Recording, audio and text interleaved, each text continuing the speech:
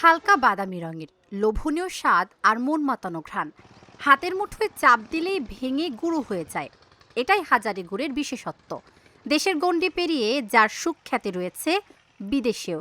শুরু হয়েছে প্রায় 2 শতাব্দীর ঐতিহ্য বহন করা হাজারি গুড় তৈরির মৌসুম। প্রায় শেষ খেজুর রস সংগ্রহ। গুড় তৈরির আগে ব্যস্ত সময় কাটছে জেলার হরিরামপুর উপজেলার গাছিদের।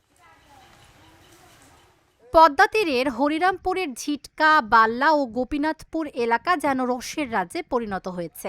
হরিরামপুরের ঐতিহ্যবাহী হাজারি পল্লীতে এখন উৎসবের আমেজ। প্রতিবছর ডিসেম্বরের মাঝামাঝি সময় থেকে এখানকার খেজুর গাছগুলোতে পাওয়া যায় মিষ্টি রস। ইতিমধ্যে অধিকাংশ গাছ থেকে রস আহরণ শেষ হয়েছে। গাছ কাটার প্রায় 15 থেকে 20 দিন পর জানুয়ারির প্রথম দিকে শুরু হয় হাজারি গুড় তৈরির জন্য বিশেষ রস সংগ্রহ।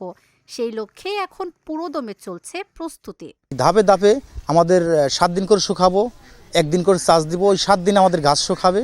গাছ শুকাইতে 100 টনক হবে। ওর থেকে ভালো রস আসবে, ভালো রস ঘনত্ব হবে, মিষ্টি হবে। তার থেকে আমাদের হাজারি গুড় আসবে।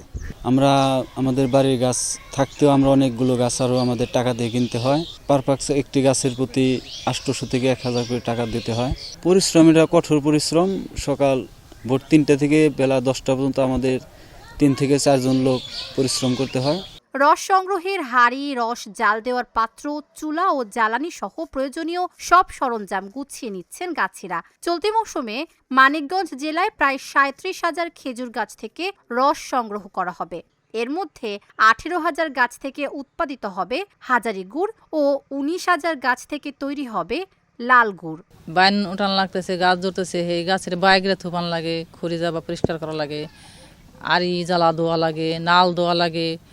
পুরে যে রসের যে সিজন রস জাল দিমু, তার জন্যে নাড়া আনা লাগে, নাড়া এনে নাড়া রাখা হইতেছে। এখন অনেক ব্যস্ততা আমাদের এই গুড় বানানোর জন্য। এই গাছ যে কাটতেছে এখন, এই গাছে লাল গুড় তৈরি হইতেছে। লাল গুড় ছাড়া অন্য কিছু গুড় হবে না। হাজারি গুড় দেয় আর 15 দিন পরে আসবে, তাছাড়া আসবো না। এই গাছটা শুকিব, শক্ত হইব। এই শক্তর পর তারপরে হাজারি গুড় তৈরি হইব। হরিরামপুর উপজেলার ঝিটকা, বাল্লা ও গোপীনাথপুর এলাকার প্রায় 30টি পরিবার প্রজন্মের পর প্রজন্ম ধরে এই ঐতিহ্যবাহী হাজারি গুড় উৎপাদনের সঙ্গে জড়িত, যা শুধু তাদের জীবিকার উৎস নয়, বরং এলাকার গর্ব ও ঐতিহ্যের অংশ।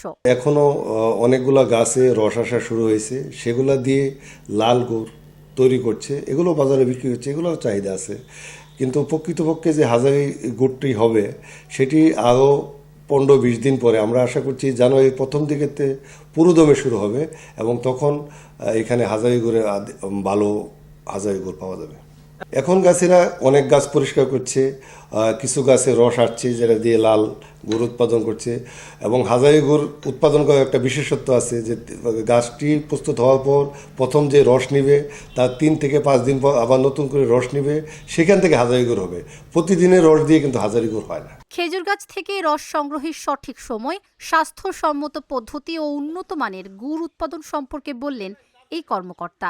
বেশ কিছু খেজুর গাছ আছে যেগুলো থেকে রস আহরণ করা হয় না, এবং সেগুলো পর্যালোচনা করে সেগুলো থেকে রস আহরণ করা যেন বৃদ্ধি করা যায় সেই বিষয়ে ব্যবস্থা গ্রহণ করব। এই বিষয়টি আপনি আমাদেরকে জানিয়েছেন, আমরা বিষয়টি পর্যালোচনা করব। আমরা কৃষি বিভাগ এবং আমাদের স্থানীয় সরকারের প্রতিনিধিদের সাথে কথা বলে এই বিষয়ে সিদ্ধান্ত গ্রহণ করতে পারি যে তাদের প্রয়োজনীয়তাটা কোথায় এবং কতটুকু প্রয়োজন, সেটা জেনে আমরা তাদের বিষয়ে ব্যবস্থা গ্রহণ করব। হাজারি গুড়ের ঐতিহ্য ধরে রাখতে খেজুর গাছ সংরক্ষণ, গাছিদের প্রণোদনা ও প্রশাসনের সহযোগিতার কথা বললেন জেলা প্রশাসক। ঐতিহ্য আর স্বাদের অনন্য মেলবন্ধন হাজারি গুড় সংরক্ষণ ও পৃষ্ঠপোষকতা পেলে আগামীতে দেশ বিদেশে মানিকগঞ্জের হাজারি গুড় তার সুনাম ধরে রাখবে, এমনটাই আশা গাছি ও সংশ্লিষ্টদের। Dhaka journal, news desk.